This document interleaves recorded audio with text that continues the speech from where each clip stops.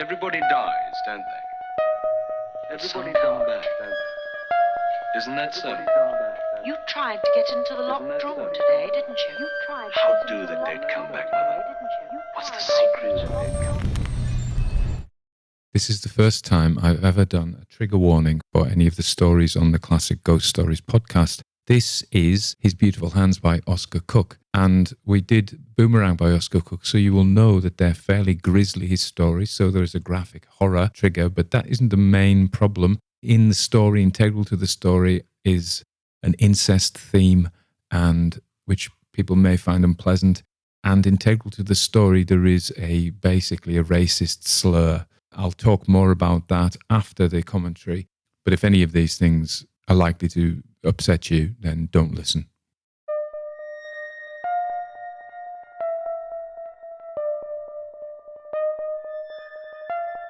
Everybody dies, don't they? Everybody come back, don't they? Isn't that so? You tried to get into the locked room today, didn't you? How do the dead come back, Mother? What's the secret? His Beautiful Hands by Oscar Cook. I was not grumbling. I had given that up a long while. I was merely contemplating the rain, wondering what a whole dry day would be like. And I came to the conclusion that such a phenomenon was impossible, at least until the 40 days of St. Swithin were up, that the age of miracles was past. And then, without warning, I shuddered and felt that cold, creepy feeling which preminates a horror spread over me, or rather down me, from my head to my feet. A presence was drawing near. I realized that immediately and almost as quickly knew whose that presence must be. It must be Warwick, he being the only living soul capable of awakening such sensibility in me. I turned reluctantly from watching the rain to look at the far end of the club smoking room. Warwick had just entered the door and was approaching. Before he reached me, I had pressed the bell knob in the wall close to my chair. I knew the necessary adjunct to Warwick's presence was inevitable. He spread himself over a chair, which he drew close to mine, lighted one of his beastly Philippine cigarettes, blew a mouthful of smoke into my face, and leaning forward with hands on knees, elbows out at right angles, barked out, "Well." For a moment or so, I said nothing. I knew that ambiguous monosyllable, half question, half assertion, and the tone in which it was made. A story was coming, and it would not be a pleasant one. While I was silent, the waiter arrived. 2 whiskies and soda, I ordered. Doubles, supplemented Warwick. I nodded and looked him squarely in the eyes, paid him in his own coin. "Well?" I asked, and waited for him to make the next move.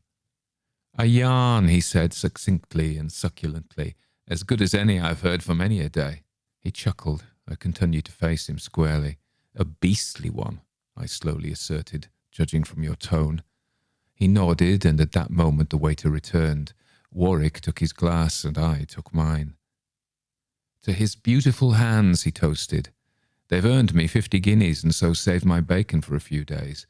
Would you like the yarn or—" I made a gesture so non-committable as to mean assent. At least, that's how Warwick read it. "Listen," he began, looking round to see that we were alone and drawing his chair still closer to mine. "It's a tale of revenge and passion." With a capital purple P, I interpolated. Warwick paid no heed. "About as sweetly gruesome and gruesomely diabolic as I know." He put out the half-smoked cigarette, took a long pull at his whiskey and soda, and began. "Did you see that piece in the paper today about the sculptor Johnny who lost his right arm?" I nodded. "Well, it's that sort of story, only—" I put out a hand quickly to interrupt him. If I must hear the story, I'd hear it properly with full names and details, not shorn of its curtains and suspense. Warwick took the hint. "I'm going too fast," he muttered. "But even now, it rather gets me, and, well, it's like this. About 2 years ago, I was in the habit of frequenting a lady barber's. There was a craze for them then. Now there are only 1 or 2 left. And one of the assistants was head and shoulders, metaphorically speaking, above the other girls for looks and personality. She never had a spare moment.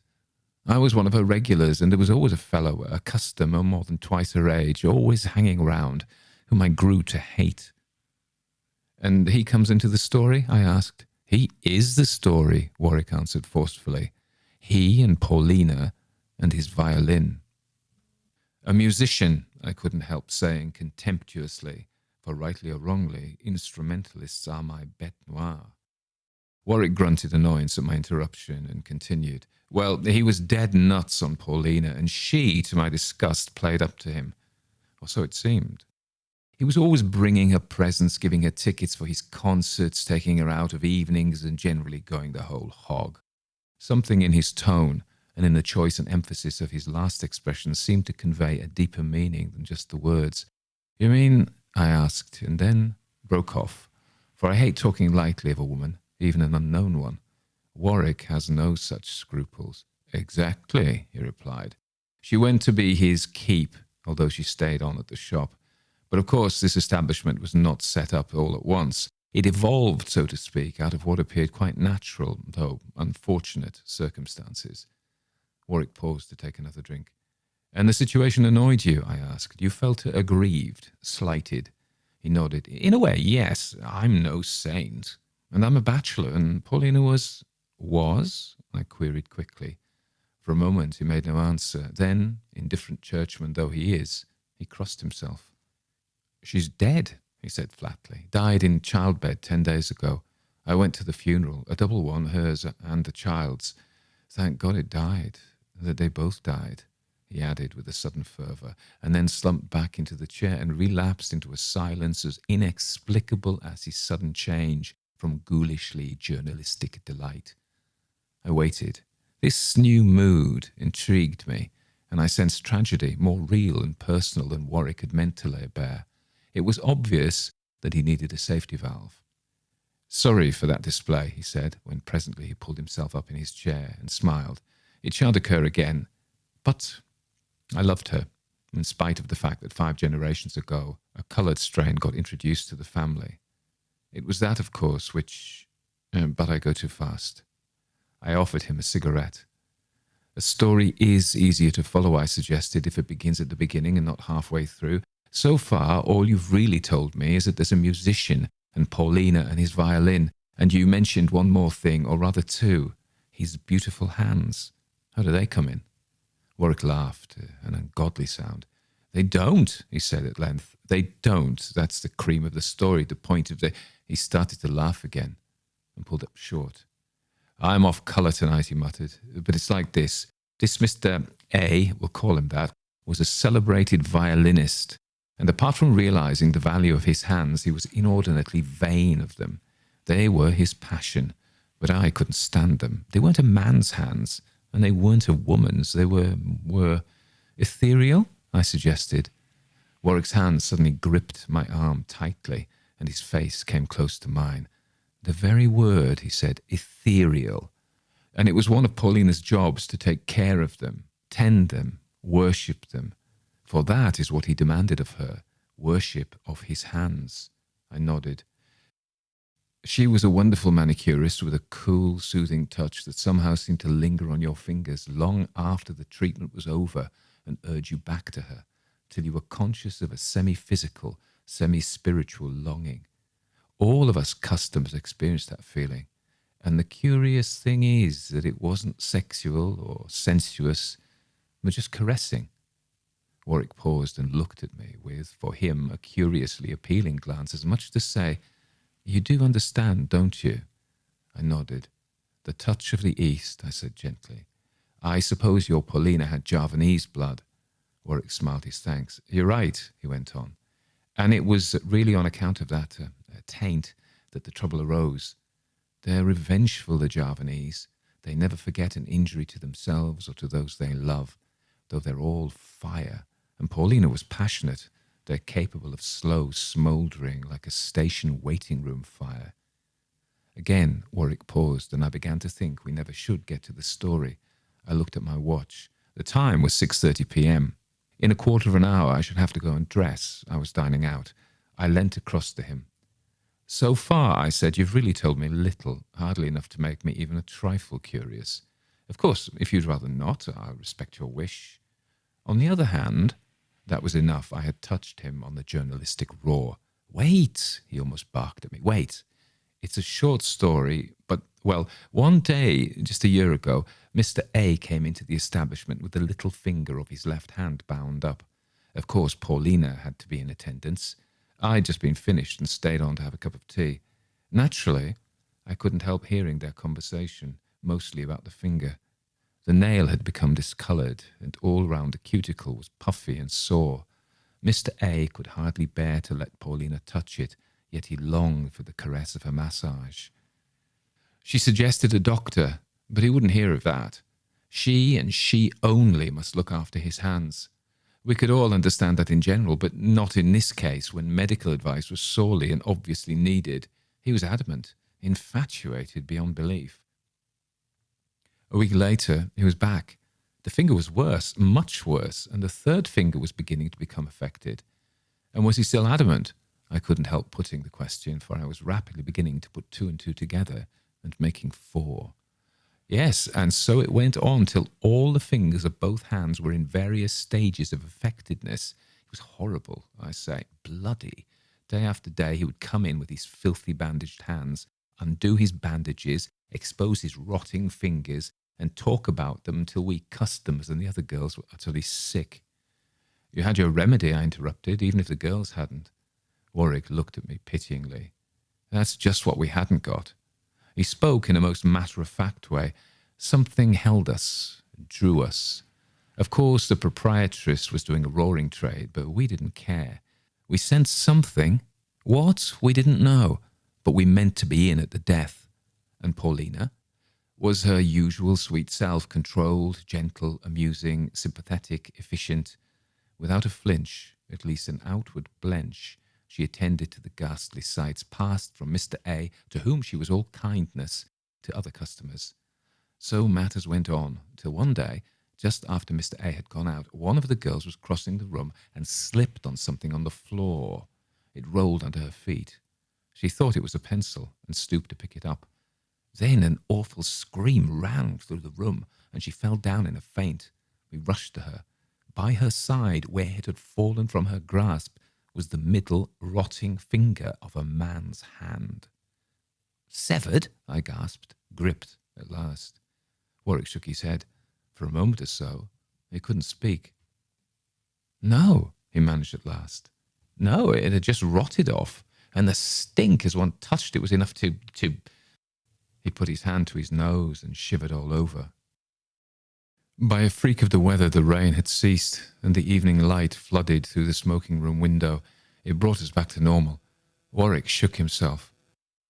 "Do you want the rest?" he asked. "I've just time," I said, looking at my watch.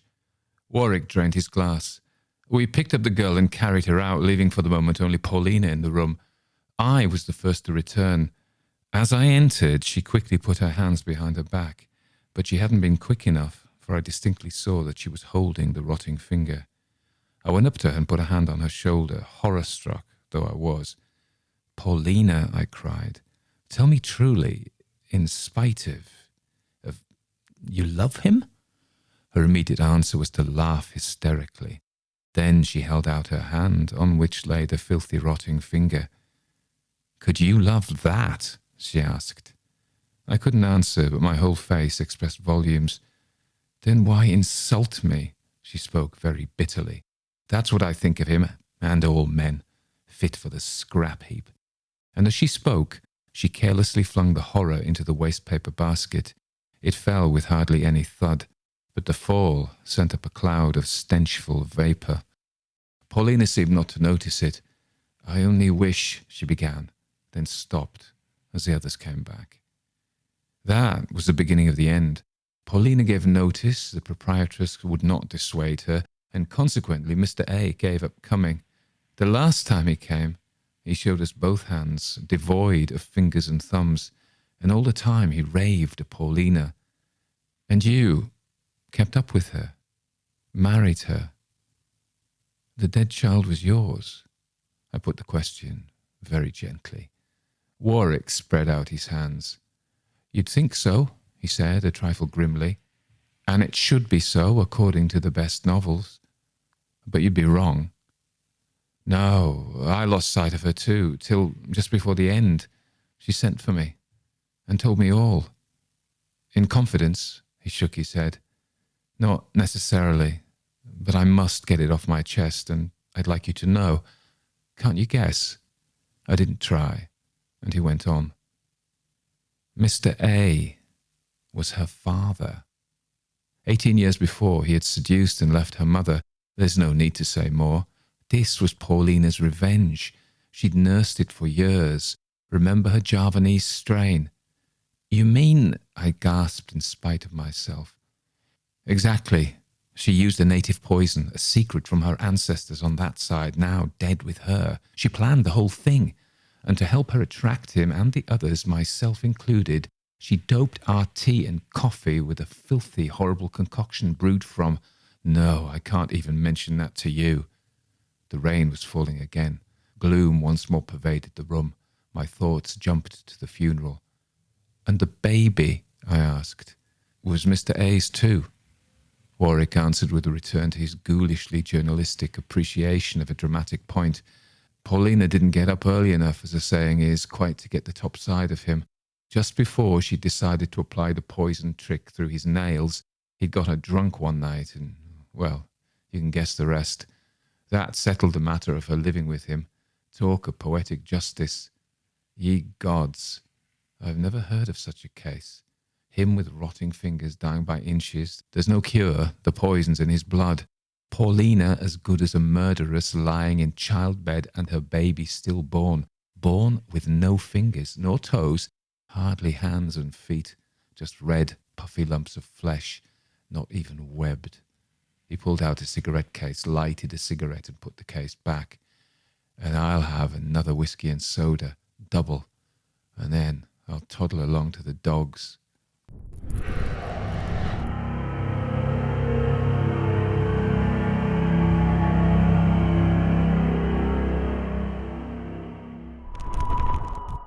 Well, that was His Beautiful Hands by Oscar Cook. It was quite short. It's about 16 minutes and 49 seconds, and you may be glad that it was only that short.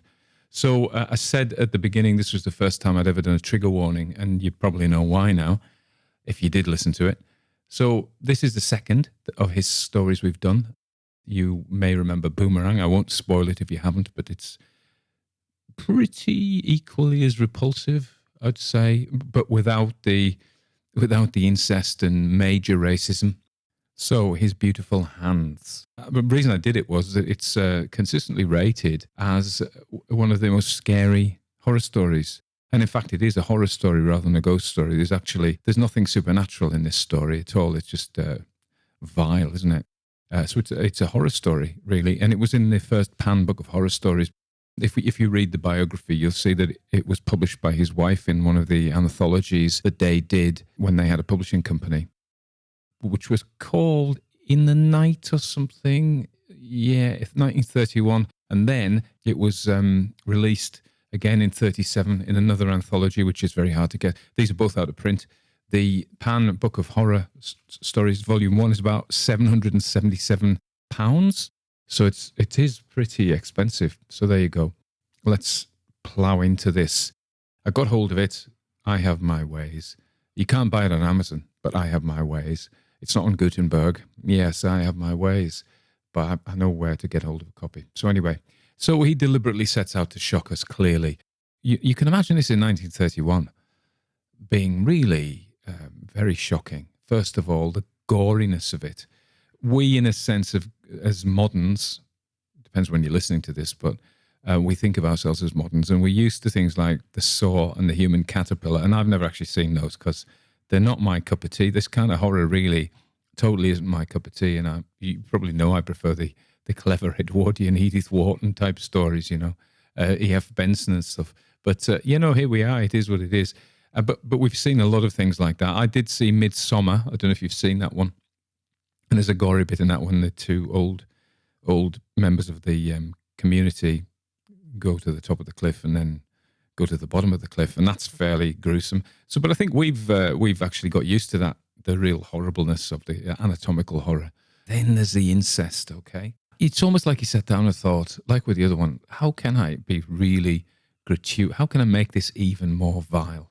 So, I'll put that little twist in. One of my bugbears is that back in the day, you think of the Lavender Hill mob. I'm talking about this. These were made before I was born, let me tell you. But the stories of the criminals used to steal things. There were thieves, and then they became murderers, and then they became serial killers, and it was like an arms race for vileness, And then, of course, typically, if you watch a gritty modern TV drama, there's going to be paedophilia in there, pretty much rapes, not just one, multiple, and it's almost like, we've got to put more and more stuff in. So I think this is, in a sense, to us moderns, this incest is horrible, but yeah, we've seen it before, and I think that the thing that is quite hard for us is probably nothing to them, and this is the issue of the Paulina having Javanese ancestry, and this enables her to be vindictive and plot as if Europeans can't manage that, and the taint. So this is a dilemma, and you'll heard me talk about this before. We read stories from a period written by people of European ancestry in whom casual racism is pervasive. It's their worldview. They don't question it. It is just how they think the world is. They are, in some sense, superior. Well, not in some sense. I think they are superior. And it always makes me laugh because depending where you're from, I guess there's a hierarchy of the superiority. So somebody, based on the color of somebody's skin, the lighter it goes, the better, apparently. And then men are better than women, and rich men are better than poor men. And, in the British Isles, like an Englishman's better than a Scotsman, but a Scotsman's better than a Welshman. Where does a Welsh woman come in this, or an Irishman, And it's and certainly better than a Frenchman, And it's like, it's just absurd, obviously. Probably more than that. But in any case, your question might be, why did you read it out? Well, I said it is a well anthologized story. So there's that. It was recommended to read out by somebody.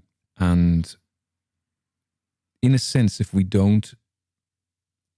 aren't true to these stories, we gloss over, or we tidy away these attitudes which we find difficult now.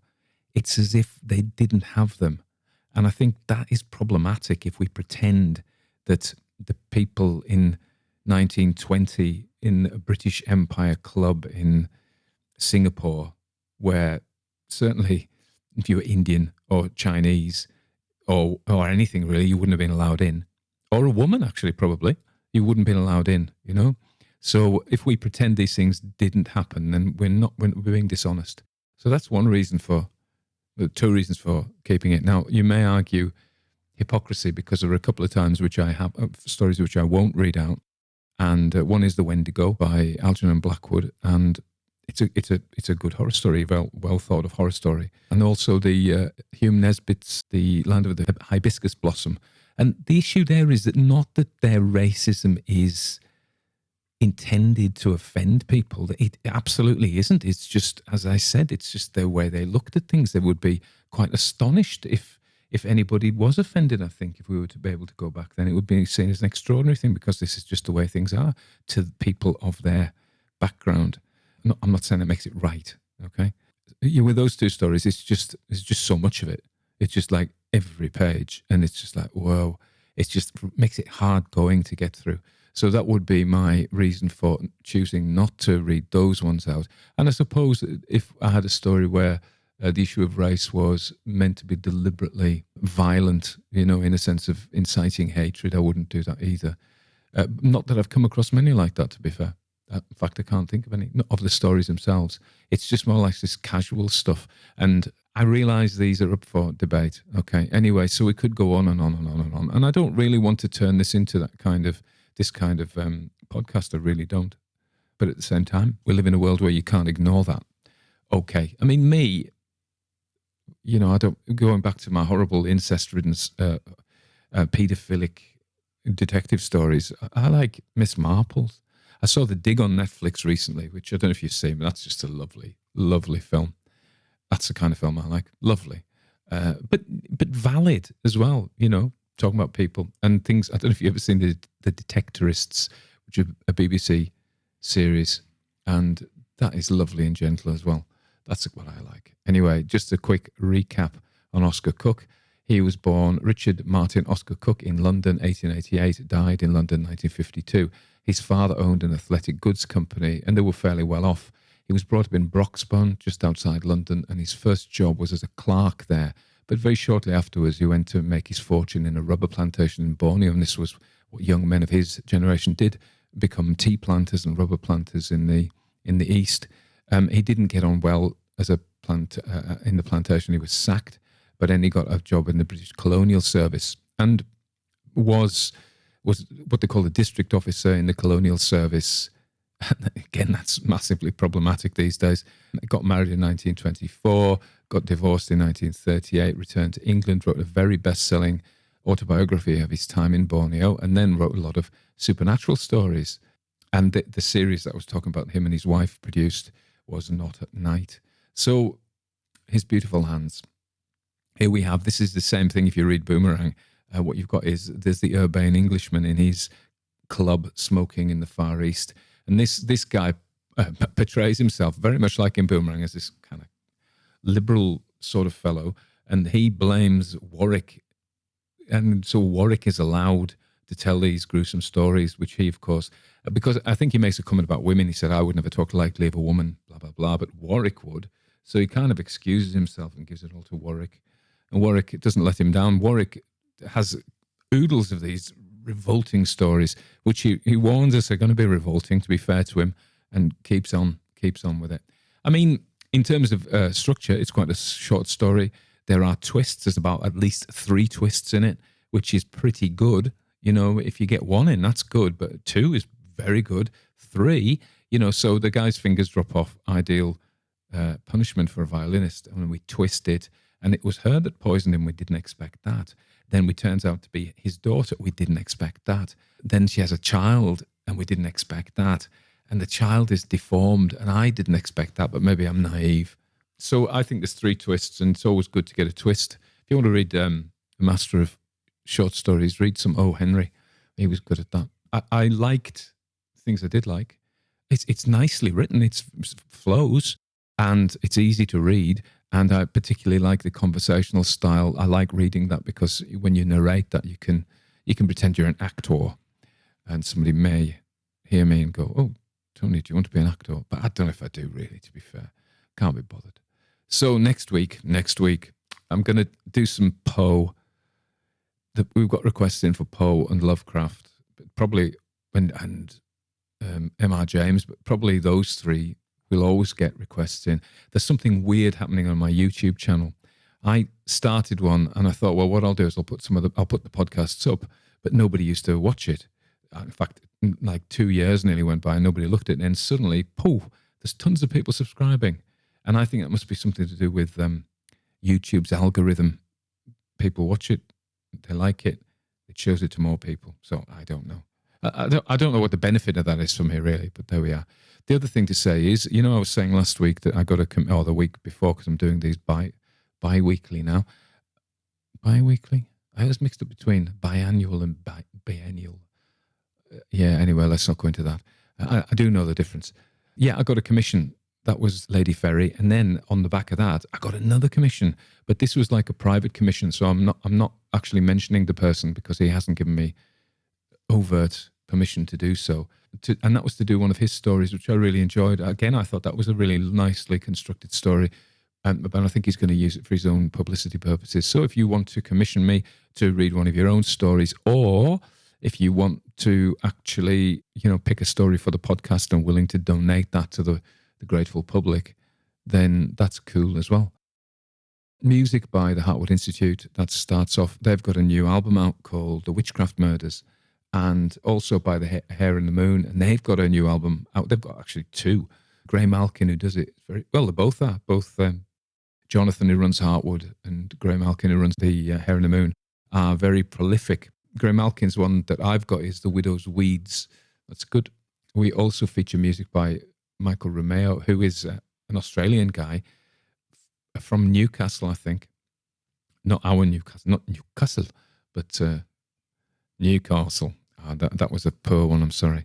So anyway, there we go. Ramble, ramble, ramble. Support the podcast any way you can. You want to commission an episode, rock and roll. If you want to support and be like a solid part of the superstructure, infrastructure of the podcast, then you can either join up for Patreon or Substack. And I'm doing Dracula for exclusives. I'm really enjoying that. It's a big book. It's going to take a while to finish, but it's pretty cool. So you can join up with that. Or if you just want to buy me a coffee to say thank you, I do appreciate that. And I do appreciate all the people who do buy me coffees. I haven't had one for a bit, so I'm not hyperactive, although the speed I'm talking, you might think I am.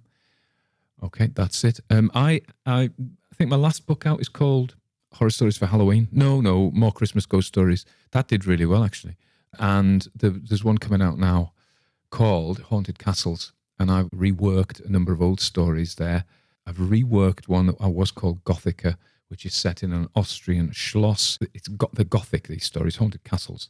And I've got Dalston Vampire, which I've been giving away free, but I put it in. That's set in a kind of a border, Peel Tower on the Scottish border. Then I've got Dungarvan Castle set in the West Highlands of Scotland. And I've got one called Kerzu, which is set in Brittany. This is the Celtic connection type thing going on. Yeah, so check them out. I'm redoing The Haunting of Tullabed Castle, which is set in Ireland. A lot of these stories are to do with, they've got supernatural elements, but to do with men and women, and particularly infidelity. The Celtic stories are this theme comes up time and time again. So you have King Arthur, Sir Lancelot and Guinevere. Yeah, absolutely. It's got the old king, the queen and her lover. And then you've got Jarmad and Grania, which Tullabeg's based on. And then you've got Tristan and Isolde, or Tristan a Gesicht in Welsh. Although it's probably Pictish, that story, actually. I remember reading that. And then the other one, of course, which I'm going to do a Welsh one, I think, which is the story of Lley and Blodeuwedd, Flowerface. And these are love triangles, so they're supernatural. I don't know why I'm drawn to do them, because I'm not actually in a love triangle at all. Anyway, that's that. Ramble On, which is a Led Zeppelin song, which I'm quite fond of.